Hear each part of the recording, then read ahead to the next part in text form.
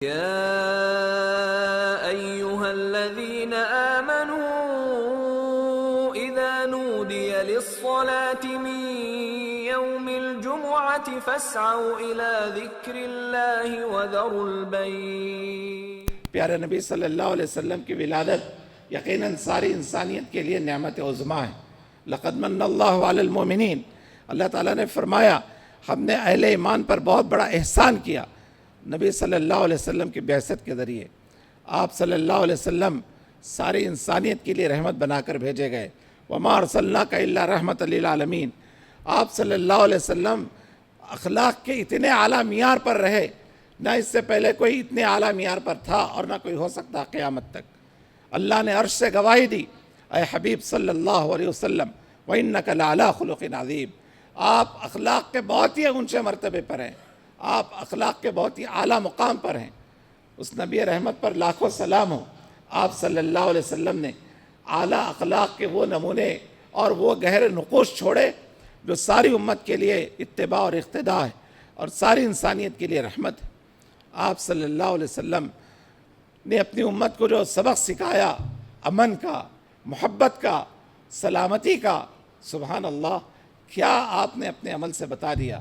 حالانکہ آپ کو اللہ نے بڑی طاقت دی تھی اور آپ کا رعب ایسا تھا کہ تقریباً یعنی پورے عرب میں آپ کے نام سے دنیا گھبراتی تھی۔ جیسا کہ اللہ کے نبی نے فرمایا، اللہ تعالیٰ نے مجھے 5 چیزیں ایسی دی ہیں جو مجھ سے پہلے کسی نبی اور رسول کو نہیں دی گئی۔ اس میں سے پہلی چیز نصرت بالرعب مسیرۃ شہر، اللہ تعالیٰ نے میرا رعب، میرا ڈر اور خوف، میرا دبدبہ دشمن کے دلوں میں ایسے بٹھا دیا جس کی مسافت 1000 یعنی نصرت بالرعب مسیرۃ شہر، 1 مہینے کی مسافت، اندازہ لگائیے 1 مہینے کی مسافت تقریباً 1200 کلومیٹر، پیدل اگر چلا جائے تو 1200 کلومیٹر تک دشمن جہاں تک رہے گا، پیارے نبی کے نام کا خوف اور ڈر اس کے دشمن کے دل میں بٹھا دیا گیا تھا۔ اللہ تعالیٰ نے آپ کو بے شمار خوبیوں سے نوازا تھا، اور اسلام جو پھیلا دراصل نبی کریم صلی اللہ علیہ وسلم کے مبارک اخلاق کے ذریعے۔ نبی کریم صلی اللہ علیہ وسلم کے مبارک اخلاق اور کردار کے ذریعے، یہی وہ اخلاق جس نے آج ساری دنیا کو سوچنے پر مجبور کیا کہ 23 سالہ مختصر سے دور نبوت میں تقریباً 2 لاکھ لوگوں کو اپنا ہم نوا بنانا، یہ کوئی معمولی کارنامہ نہیں ہے، تاریخ انسانیت کا ایک عظیم کارنامہ ہے۔ نہ اس سے پہلے کسی نبی نے ویسا کارنامہ انجام دیا اور نہ کوئی قیامت تک دے سکتا ہے۔ سبحان اللہ۔ وہ کون سی چیز؟ پیارے نبی صلی اللہ علیہ وسلم کے اخلاق حسنہ۔ مدینہ طیبہ گئے، آپ نے وہاں مسجد کو قائم کیا، مسجد میں نمازیں ہوتی ہیں اور ہو رہی تھی۔ آپ صلی اللہ علیہ وسلم ایک مرتبہ نماز کے بعد صحابہ کے ساتھ بیٹھے ہیں، ایک دیہاتی آیا اور آ کر مسجد کی ایک جانب قضائے حاجت کرنے لگا۔ صحابہ کو یہ منظر دیکھا نہیں گیا، گئے اور اس کو روکنے کی کوشش کی۔ آپ نے اپنے پیارے صحابہ سے کہا، رک جاؤ، اس کو پوری قضائے حاجت کرنے دو۔ پیارے نبی صلی اللہ علیہ وسلم کی زبان رحمت سے جو الفاظ نکلے ہیں، صحابہ فوری رک گئے۔ اب جب وہ اپنی قضائے حاجت سے فارغ ہوا تو آپ نے بلا کر اس کو نصیحت کی اور صحابہ کو کہا کہ اس پر پانی بہا دیا جائے، اس گندگی پر، اور اس کو دور کر دیا جائے۔ آپ نے فرمایا کہ مسجدیں اللہ کی عبادت کے لیے، اللہ کے ذکر کے لیے بنائی جاتی ہیں، یہ اس کام کے لیے نہیں۔ وہ دیہاتی جو بدو تھا، دشمن اسلام تھا، آپ کے اخلاق سے متاثر ہوا۔ روایت میں آتا کہ بعد میں وہ ایمان لے آیا۔ سبحان اللہ۔ یہ نبی صلی اللہ علیہ وسلم کے اخلاق حسنہ۔ اس واقعے سے بات معلوم ہوئی کہ آپ نے اس بدو کو فوری روکا نہیں، بلکہ اس کو اطمینان سے یعنی ایک جو فطری ضرورت ہے اس کو پورا کرنے کا موقع دیا۔ چاہے تو اگر اسی وقت روک دیا جاتا تکلیف ہوتی اس کو۔ اور اسی طرح سے آپ صلی اللہ علیہ وسلم نے بڑے پیار سے نصیحت کی۔ صحابہ مارنے جا رہے تھے، روکنے جا رہے تھے، لیکن آپ نے صحابہ کو بتایا ایسا نہیں۔ تو آپ کے اخلاق اور کردار کے ذریعے جانی دشمن بھی آپ کا دوست بن جاتا ہے۔ قرآن نے کہا وَمَا كَأَنَّهُ وَلِيٌّ حَمِيمٌ، جو کل تک جانی دشمن تھے آپ کے اخلاق حسنہ سے متاثر ہو کر جگری دوست بن گئے۔ وما یلقاها الا الذین صبروا، اور یہ ہر ایک کو نصیبہ نہیں ملتا، اس کو یعنی اس مقام کو پانے والے بڑے خوش نصیب لوگ ہوتے ہیں۔ بے شمار واقعات سیرت میں آپ پڑھتے جائیے، ایمان تازہ ہوگا۔ آج حالت یہ ہے مسلمانوں کی کہ پیارے نبی صلی اللہ علیہ وسلم کی سیرت نہیں پڑھتے۔ بڑے بڑے لوگ یعنی جن کی عمریں 60 سال 70 سال، پوچھا جاتا نبی صلی اللہ علیہ وسلم کہاں پیدا ہوئے؟ مدینے میں پیدا ہوئے۔ یہ ہم سب کے لیے بہت ہی لمحہ فکر ہے کہ ہم نے ہمارے نبی کی سیرت کو پڑھا نہیں۔ آج غیر مسلموں نے پیارے نبی کی سیرت کو پڑھا ہے، اور کئی کتابیں لکھا غیر مسلموں نے پیارے نبی صلی اللہ علیہ وسلم کی شان میں۔ ایک برہمن جس کا نام مالک رام ہے، اس نے پیارے نبی کی سیرت پر زبردست کتاب لکھی۔ ایک عیسائی جس کا نام ہے مائیکل ہارٹ، اس نے پیارے نبی کی سیرت پر زبردست لکھا، اور اپنی کتاب میں، حالانکہ وہ ایک عیسائی لیکن اس کے باوجود اپنی کتاب میں سب سے پہلے پیارے نبی صلی اللہ علیہ وسلم کا ذکر کیا، بعد میں حضرت عیسیٰ علیہ السلام کا ذکر کیا۔ اس سے پوچھا گیا تم ایک عیسائی ہو، محمد صلی اللہ علیہ وسلم کو نمبر 1 پوزیشن کیوں دی اپنی کتاب میں؟ اس نے کہا میں نے دنیا کے بڑے بڑے انسانوں کی لائف پر ریسرچ کیا، لیکن محمد رسول اللہ صلی اللہ علیہ وسلم سے اچھی اور مبارک زندگی کسی کی نہیں پایا۔ آپ کی زندگی ایک مکمل ہے، حضرت عیسیٰ کی زندگی نامکمل ہے۔ ان کے پاس کوئی ماڈل ہی نہیں ہے، عیسائیوں کے پاس خاندانی زندگی کیسے گزاری جائے کوئی ماڈل نہیں ہے۔ یعنی حضرت عیسیٰ علیہ السلام نے شادی تو نہیں کی تھی، اللہ نے انہیں اٹھا لیا، اور قیامت کے قریب آئیں گے تب جو ہے ان کے لیے ماڈل بنیں گے وہ، لیکن ساری انسانیت کے لیے ماڈل رسول اللہ صلی اللہ علیہ وسلم ہے۔ اللہ نے فرما دیا لَقَدْ كَانَ لَكُمْ فِي رَسُولِ اللَّهِ أُسْوَةٌ حَسَنَةٌ۔ تو دیکھیے ایک غیر مسلم، اسلام دشمن، مسلمانوں کا دشمن، اس نے سب سے پہلے نبی صلی اللہ علیہ وسلم کے بارے میں لکھا، اور اس نے کہا تاریخ انسانیت میں محمد صلی اللہ علیہ وسلم نے اپنے اخلاق اور کردار سے، اپنے اخلاق حسنہ سے ایک ایسا انقلاب لایا جو قیامت تک کے لیے یعنی ساری انسانیت کے لیے بہت بڑا چیلنج ہے۔ سبحان اللہ۔ تو اور آگے دیکھیے نبی کریم صلی اللہ علیہ وسلم کے اخلاق حسنہ کا تذکرہ آپ بارہا دیکھیں گے کہ ایک موقع پر نبی کریم صلی اللہ علیہ وسلم دوپہر کا وقت تھا، آرام کر رہے ہیں، سارے صحابہ جنگ سے واپسی کے وقت آرام کرنے لگے۔ دوپہر کا وقت آپ اپنی تلوار جھاڑ سے لٹکا دیے۔ اس درمیان ایک یہودی آتا ہے اور آ کر سوچتا ہے کہ محمد صلی اللہ علیہ وسلم ایک بری نیت سے کہ آپ کی تلوار سے نعوذ باللہ آپ کا کام پورا کر دیں، تلوار نکال کر نیام سے پوچھتا ہے میں یمنعک منی، بتاؤ اے محمد صلی اللہ علیہ وسلم تم کو کون بچائے گا مجھ سے؟ اللہ اکبر۔ پیارے نبی صلی اللہ علیہ وسلم کا ایمان ہم سب کے لیے بہترین مثال ہے کہ آپ صلی اللہ علیہ وسلم نے اس وقت بڑے اطمینان سے کہا اللہ مجھے بچائے گا، اللہ مجھے بچائے گا۔ حالانکہ تلوار آپ کی دشمن کے ہاتھ میں ہے، لیکن اس کے باوجود آپ نے بڑے اطمینان سے کہا اللہ مجھے بچائے گا۔ زندگی میں حالات کیسے بھی آئیں ہم کو مایوس نہیں ہونا چاہیے، اللہ سے اپنے تعلق کو مضبوط کرنا چاہیے۔ اللہ سے اپنا تعلق گہرا ہو، یقیناً اللہ تعالیٰ ہی بہترین کارساز ہے۔ تو وہ جواب سن کر تھرا گیا، کانپ گیا۔ اس کے بعد پیارے نبی اطمینان سے اس تلوار کو لیے اور وہی سوال کیا جو دشمن نے آپ سے کیا تھا، بتاؤ اب تجھ کو مجھ سے کون بچائے گا؟ تو دشمن نے کہا تلوار تو آپ کے ہاتھ میں ہے، آپ کو اختیار ہے، چاہے تو میری جان لے لیں یا مجھے معاف کر دیں۔ آپ صلی اللہ علیہ وسلم نے فرمایا کیا تو گواہی دیتا ہے کہ اللہ ایک ہے، میں اس کا رسول ہوں؟ تو اس نے کہا نہیں، لیکن میں وعدہ کرتا ہوں نہ کبھی آپ کے خلاف لڑوں گا، نہ کبھی ان لوگوں کا ساتھ دوں گا جو آپ کے خلاف لڑتے ہیں، وعدہ ہے میرا۔ تو نبی صلی اللہ علیہ وسلم نے اس کو معاف کر دیا، جانی دشمن کو آپ نے معاف کر دیا۔ اچھا موقع تھا، تلوار سے اس کا صفایا کر دیتے۔ آج جو مستشرقین، باطل مفکرین، باطل یعنی دشمنان اسلام جو ہے، اسلام کے خلاف جو پروپیگنڈا کرتے ہیں کہ اسلام تلوار کے زور سے پھیلا، نہیں، اسلام پھیلا پیارے نبی صلی اللہ علیہ وسلم کے اخلاق اور کردار کے ذریعے۔ آج بھی لوگ پیارے نبی صلی اللہ علیہ وسلم کے اخلاق اور کردار کو پڑھ کر اثر لیتے ہیں اور اسلام میں داخل ہوتے ہیں۔ سبحان اللہ۔ اگر اسلام تلوار کے زور سے پھیلتا تو آج ہندوستان میں 100% مسلمان ہوتے، اللہ نے ہم کو 1000 سال موقع دیا حکومت کا، 1000 سال مسلمانوں نے حکومت کی، لیکن کسی مسلم راجا نے کسی غیر مسلم سے یہ نہیں کہا کلمہ پڑھ، نہیں پڑھے گا گردن اڑا دوں گا، کسی نے نہیں کہا۔ سب کو اپنی حکومتوں کی فکر تھی، اپنی حکومت کی بقا کے لیے انہوں نے بہت کچھ کیے، اسلام کے لیے نہیں کیا۔ تو بتانا مقصود یہ ہے، نبی کریم صلی اللہ علیہ وسلم نے اپنے اخلاق کے وہ گہرے نقوش چھوڑے کہ آج لوگ اس سے متاثر ہوئے بغیر نہیں رہ سکتے۔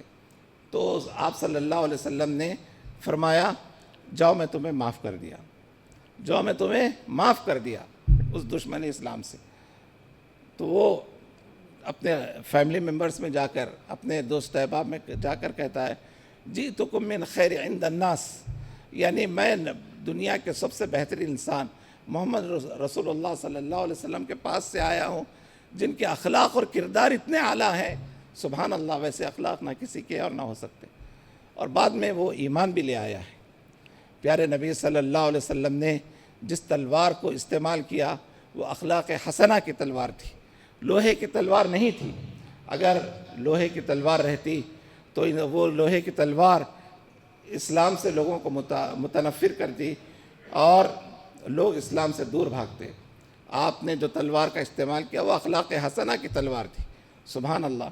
اور آگے بڑھیے، واقعات کا ایک لامتناہی سلسلہ ہے۔ نبی کریم صلی اللہ علیہ وسلم کے پاس یمامہ کا ایک گورنر جس کا نام تھا ثمامہ بن اثال، ثمامہ بن اثال، وہ قید ہو کر لایا گیا، قیدی بنا کر لایا گیا۔ اللہ کے نبی صلی اللہ علیہ وسلم نے اس قیدی کے ساتھ کتنا اچھا سلوک کیا۔ تاریخ میں آپ دیکھ سکتے ہیں کہ دنیا میں کسی بھی حکمران نے اتنا اچھا قیدیوں کے ساتھ نہ کبھی سلوک کیا اور نہ کبھی کوئی کر سکتا ہے۔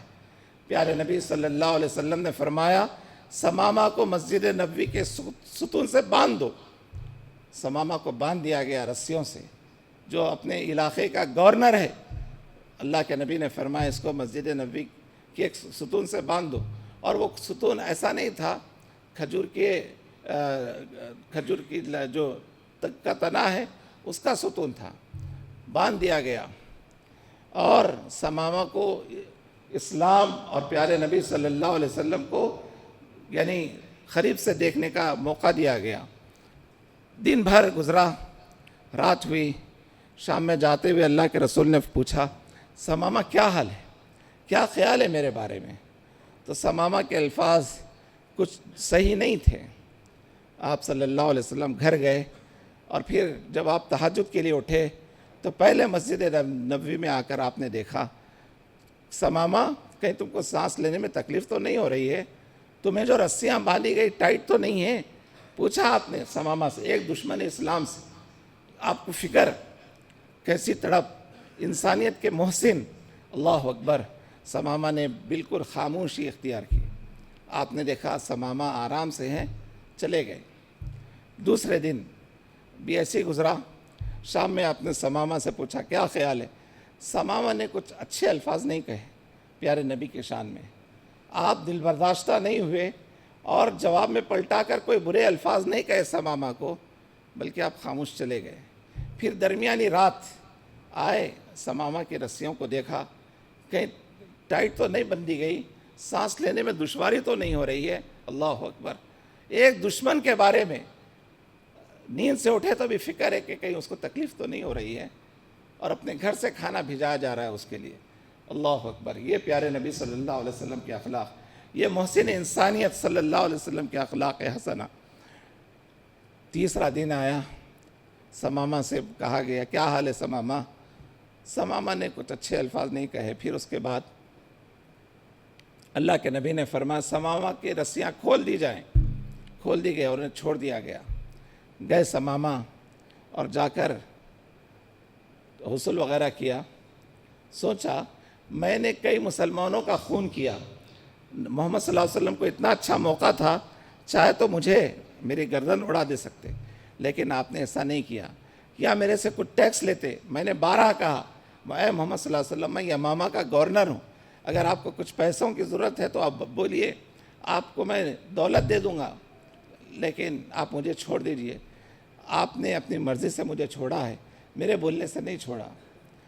تو پیارے نبی کے اخلاق اتنے متاثر کیے اس کو، آخر میں وہ آیا اور کہا اے محمد صلی اللہ علیہ وسلم 3 دن سے میں نے آپ کے لیے کچھ اچھے الفاظ نہیں کہے، لیکن آج میرے دل میں آپ کے لیے جو محبت ہے ویسی محبت کسی اور کے لیے نہیں۔ اس روئے زمین پر مقدس چہرہ ہے، نورانی چہرہ ہے، اے محمد صلی اللہ علیہ وسلم آپ کا ہے، اور کوئی اچھا دین ہے اس روئے زمین پر تو دین اسلام ہے، میں اسلام لانا چاہتا ہوں۔ اللہ اکبر۔ پیارے نبی نے زبردستی نہیں کی، اور اسلام کا خود مزاج ہے لا اکراہ فی الدین، اسلام میں زبردستی کسی کو کرنا نہیں ہے۔ لیکن آپ نے ثمامہ کو جو قید کیا تھا دراصل ان کو اپنا بنانے کے لیے، اور ثمامہ نے کہا اے اللہ کے رسول صلی اللہ علیہ وسلم اب میں ایمان تو لا لیا ہوں، لیکن میں آپ سے وعدہ کر رہا ہوں آج یمامہ میں جاؤں گا میں تو وہاں کے کوئی بھی کافر کو 1 دن کا اناج نہیں دوں گا۔ اللہ اکبر۔ جب یہ سنا پیارے رسول نے تو زبان رسالت سے جو محبت کے الفاظ نکلے، آپ نے فرمایا ثمامہ تم اپنے ساتھیوں کے ساتھ ایسا نہ کرو، اگر وہ اسلام نہیں لا کر دشمن اسلام ہیں کوئی بات نہیں، تم انہیں اناج دو برابر۔ آپ صلی اللہ علیہ وسلم کی یہ اخلاق، آپ نے اپنے اخلاق اور کردار سے لوگوں کا دل جیتا۔ سبحان اللہ، ایسا دنیا میں کوئی قائد آپ نہیں دیکھیں گے جو امت کے لیے تڑپ رہا ہو، بے چین ہو، بے قرار ہو، جہنم کی آگ سے کیسے نکالا جائے امت کو۔ قرآن نے 2-3 جگہ بار بار آپ کے اس جذبے کو لے کر کہا فَلَعَلَّكَ بَاخِعٌ نَفْسَكَ، اے نبی آپ اپنی جان کو اتنا جوخم میں کیوں ڈال رہے ہیں؟ إِن لَمْ يُؤْمِنُوا بِهَذَا الْحَدِيثِ أَسَفًا، اگر یہ لوگ مسلمان نہیں ہوتے، اسلام نہیں لا رہے تو آپ کیوں فکر مند ہیں؟ آپ کا کام اسلام پہنچا دینا ہے، ہدایت دینا ہمارا کام ہے۔ تو معلوم یہ ہوا کہ اسلام ایک پاکیزہ دین ہے، اور وہ اپنے ماننے والوں کو بڑی اچھی تعلیمات دیتا ہے۔ تو نبی صلی اللہ علیہ وسلم نے اپنے اخلاق اور کردار سے لوگوں کو اپنا ہم نوا بنا جیسے کر رہے ہیں۔ اور عجیب حال ہے، اللہ رحم کرے، جلوس میلاد جلوس نکل رہا ہے۔ میلاد جلوس نکالنا فرض نہیں ہے، نہ سنت ہے، نہ اللہ کے نبی کا عمل ہے، نہ صحابہ کا عمل ہے، نہ خیر القرون میں سے کسی نے کیا، نہ امام ابو حنیفہ نے کوئی کتاب میں لکھا ہے کہ میلاد کا جلوس نکالو، استغفر اللہ، نہ امام شافعی نے لکھا ہے، نہ امام احمد بن حنبل نے لکھا ہے، کسی امام نے اپنی کوئی کتاب میں نہیں لکھا، نہ کوئی محدث نے اپنی کتاب میں لکھا ہے کہ نبی صلی اللہ علیہ وسلم کی ولادت کے مہینے میں میلاد کا جلوس نکالو۔ یہ جہالت ہے، یہ جہالت ہے، یہ دوسرے قوم کی کاپی ہے۔ اللہ کے نبی نے فرمایا من تشبہ بقوم فہو منہم، جو کسی قوم کی کاپی کرے گا وہ انہی میں سے ہے۔ یاد رکھیے نبی صلی اللہ علیہ وسلم کی آمد کا جشن روزانہ منائیے، ہر لمحے منائیے، آپ کی سنتوں پر عمل کیجیے، آپ صلی اللہ علیہ وسلم پر درود شریف پڑھتے رہیے، اور جتنا ہو سکتا ہے آپ کے پیغام کو عام کریے۔ یہ وقت کی بہت بڑی ضرورت ہے، لیکن آج قوم کا حال یہ ہے لا یعنی کاموں میں بہت زیادہ ہم اپنا وقت، اپنا پیسہ، اپنی انرجی اور ساری چیزیں جو ہے برباد کر رہے ہیں۔ یاد رکھیے میلاد کا جلوس نکالنا اسلام نہیں ہے، جہالت ہے، جہالت ہے، اور اس میں جو نعرے لگائے جا رہے ہیں وہ نواقض ایمان میں سے ہیں، ہمارے ایمان سے ہم کو دور کرنے والے نعرے ہیں۔ یاد رکھیے اسلام میں ایک ہی نعرہ ہے، وہ ہے اللہ کی عظمت، اللہ کی بڑائی بیان کرنے کے لیے میدان جنگ میں دشمن کے سامنے تکبیر کہا جاتا تو اللہ اکبر کہا جاتا تھا، تاکہ دشمن کے دلوں پر اللہ کے نام کا رعب، دبدبا، خوف بیٹھ جائے۔ لیکن ہم نے اس نعرے کے ساتھ بھی بدتمیزی کر رکھی ہے، اور اس کے علاوہ کئی نعرے ہم نے نکال لیے جس سے شرک کی گندی بدبو آتی ہے۔ استغفر اللہ۔ نعرے رسالت کبھی کوئی صحابی نے نہیں نکالا، کوئی جنگ کے موقع پر بھی نعرے رسالت نہیں ادا کیا گیا، یا رسول اللہ کہہ کر نہیں کہا گیا۔ روڈوں پر چیخنا چلانا جاہلوں کا کام ہے، بیکار لوگوں کا کام ہے۔ اور اسی طرح سے اور آگے بڑھیے، یہ سب شیعوں نے دے رکھا ہے، غلاظت، نعرے حیدری، یا علی یا علی، استغفر اللہ۔ اسلام سے اس کا کوئی تعلق نہیں ہے، اسلام سے اس کا کوئی تعلق نہیں ہے۔ اور آگے جائیے، یا غوث، نعرے غوث، استغفر اللہ، استغفر اللہ۔ ہم نے اولیاء اللہ کے ساتھ بھی کیسے مذاق کر رکھا ہے. دیکھیے غوث کا دامن نہیں چھوڑیں گے. ایک حدیث میں آتا ہے حضرت عائشہ رضی اللہ تعالیٰ عنہ نے پوچھا اے اللہ کے رسول قیامت کے دن کیا حال ہوگا؟ آپ نے فرمایا سب اپنی قبروں سے برہنہ اٹھیں گے, سب اپنی قبروں سے. تو کیا حال ہوگا؟ تو آپ نے فرمایا کسی کو کسی کی فکر نہیں رہے گی, کوئی کسی کی طرف دیکھنا گوارا نہیں کرے گا, ہر ایک کو اپنی نفسی کا عالم رہے گا. اور سب سے پہلے اللہ سبحانہ و تعالیٰ مجھے لباس عطا کریں گے, پیارے نبی کو. تو عبد القادر جیلانی کو کہاں سے آ گیا دامن پکڑنے کے لیے؟ یہ جہالت, پاگل قوم, دین سیکھنے کے لیے تیار نہیں. بتایا جاتا ہے اتوار کے دن درس ہے بھائی, عقیدے کا درس ہے, حدیث کا درس ہے, بڑی مشکل سے 5 6 8 10. ہمارے پاس دین سیکھنے کے لیے وقت ہی نہیں ہے, اور ہم کیا کر لیے, دین کو اپنے مرضی کے مطابق بنا لیے. بڑے بڑے جلسے کر رہے ہیں ہم, رات کے 3 بجے تک 4 بجے تک 1 گھنٹہ تقریر کر رہے ہیں. ارے کیا بولے بھائی, کیا تقریر تھی معلوم؟ کچھ نہیں. یاد رکھیے یہ جہالت ہے. اللہ کے نبی صلی اللہ علیہ وسلم جمعہ کے خطبوں کے ذریعے صحابہ کی اصلاح کرتے تھے, صحابہ کی تربیت کرتے تھے. آج ہم جمعہ کے دن بالکل آخری مومنٹ پر آتے, کیا دین سیکھتے؟ آدھے گھنٹے کے لیے ہمارے پاس ٹائم نہیں ہے, تو کتنی افسوس کی بات ہے. یاد رکھیے خطبہ شروع ہونے کے بعد جو لوگ بھی آئے ان کی انٹری نہیں ہے, ان کا جمعہ نہیں ہے, جمعہ نہیں ہے, ان کی انٹری نہیں ہوئی. صحیح حدیث ہے, نبی کریم صلی اللہ علیہ وسلم نے فرمایا فرشتے جب خطیب خطبہ دینا شروع کرتا ہے تو مسجد کے گیٹ کے پاس جو دفتر لے کر ٹھہرتے ہیں بیٹھ جاتے خطبہ سننے کے لیے, بعد میں آنے والوں کی انٹری نہیں. اور بتایا گیا کہ جو لوگ جمعہ چھوڑیں گے کاہلی کی وجہ سے, اللہ تعالیٰ ان کے دلوں پر کفر کا مہر لگا دیں گے. استغفر اللہ, کیا خطرناک وعید ہے. دیکھیے تو ہم کو چاہیے کہ ہم اذان سے آدھا گھنٹہ پہلے 15 منٹ پہلے تو آ جائیں, سنن و نوافل کا اہتمام کریں, دعائیں کریں, توبہ اور استغفار کریں. لیکن ہم لوگ وہ نہیں کرتے ہیں, جلوس کے لیے 8 6 6 گھنٹے برباد کریں گے. یہ جہالت ہے. اور کیا کیا خرابیاں ہو رہی ہیں دیکھیے آپ اس میں. یہ نعرے الگ, پھر نعرے اعلیٰ حضرت. استغفر اللہ, ہمارے لیے تو سب سے بڑے نبی ہیں, نبی سے بڑھ کر کوئی نہیں ہے. یعنی اللہ کے بندوں میں سب سے اونچا مقام پیارے نبی صلی اللہ علیہ وسلم کا ہے, اس کے بعد صحابہ کرام کا ہے. حضرت ابوبکر کا اتنا اونچا مقام, کبھی ان کو اعلیٰ حضرت بولے لوگ. ان کے 1400 سال کے بعد جو لوگ آئے ان کو اعلیٰ حضرت بولے. کیسے پاگل لوگ ہیں, عقل نہیں ہے, بیوقوف, جہالت, دین سیکھنے کے لیے تیار نہیں ہے. شیطان ہمارے عقیدے کو ڈیمیج کر رہا ہے, ہم عقیدے پر محنت نہیں کر رہے ہیں. یاد رکھیے عقیدے توحید سب سے اہم چیز ہے. نتیجے میں چھوٹے چھوٹے معصوم بچے گلیوں میں پھر رہے ہیں, نعرے حیدری, نعرے غوث, نعرے فلاں. استغفر اللہ. والدین اس کے ذمہ دار ہیں, انہوں نے اپنے بچوں کو عقیدے توحید نہیں سکھایا. یاد رکھیے پیارے نبی کا سب سے پہلا سبق عقیدے توحید کا تھا. آپ نے صفا کی پہاڑی پر اعلان کیا یا ایھا الناس قولوا لا الہ الا اللہ تفلحوا تملک العرب والعجم.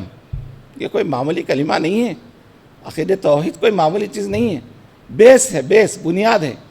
عقیدے توحید مضبوط, نماز قبول, روزہ قبول, ہر عبادت قبول.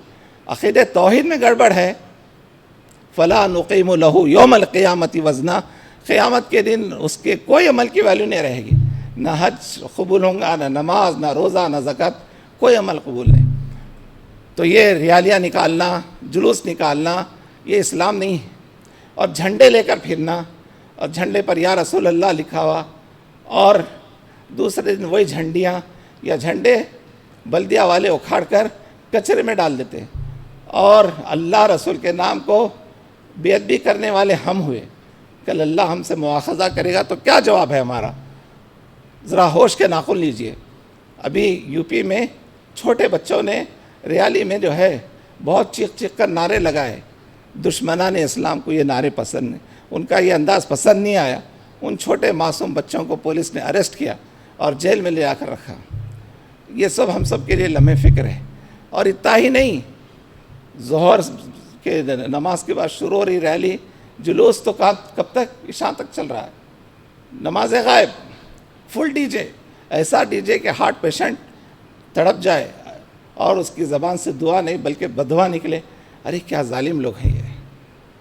اسلام یہ نہیں ہے، اسلام یہ نہیں ہے. روڈ بلاک کرنا، میں نے خود دیکھا ایک بڑے شہر میں کہ شام میں 4 بجے سے لے کر رات کے 12 بجے تک پوری روڈ بلاک بند، کوئی قدم نہیں رکھ سکتا. کیوں؟ جلوس آ رہا ہے، میلاد کا جلوس آ رہا ہے. استغفر اللہ.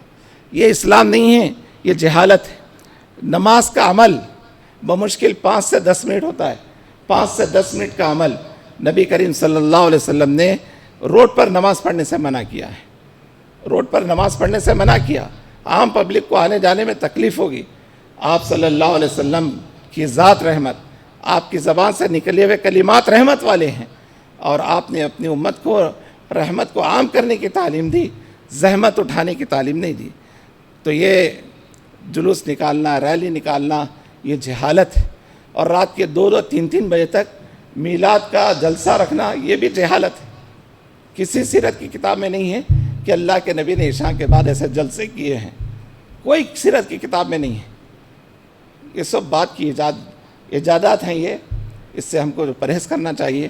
اور جمعہ کا خطبہ ہمارے لیے اہم ہے. آپ دنیا میں کہیں بھی رہیں، ضرور جمعہ کے دن کا اہتمام کیجئے.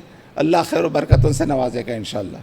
اس کے بجائے 6-6 8-8 گھنٹے جلسوں میں بیٹھیں اور وہاں پر خالی واہ واہ ہوتے رہے، فجر کی نماز گول، تو کتنی بد نصیبی ہے.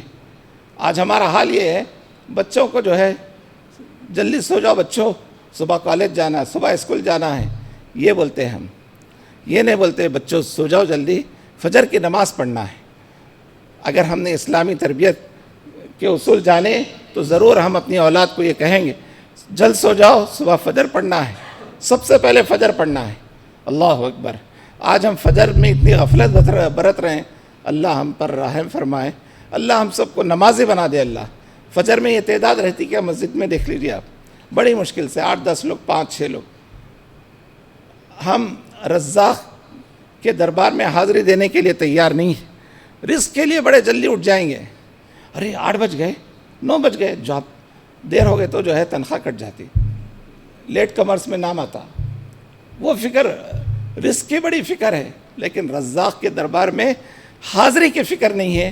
یہ لمحے فکر ہے ہمارے لیے. یاد رکھیے، سب سے پہلا ہمارے دن کا آغاز ہو فجر کی نماز کے ذریعے. انشاءاللہ اللہ ہم سب کو نمازی بنا دے. اللہ ہم سب کو نبی صلی اللہ علیہ وسلم کی سیرت کو پڑھنے والا، سمجھنے والا، آپ صلی اللہ علیہ وسلم کے زبان مبارک نکلے ہوئے ارشادات کو لوگوں تک پہنچانے والا بنا دے. آمین. رب وآخر دعوانا الحمدللہ رب العالمین.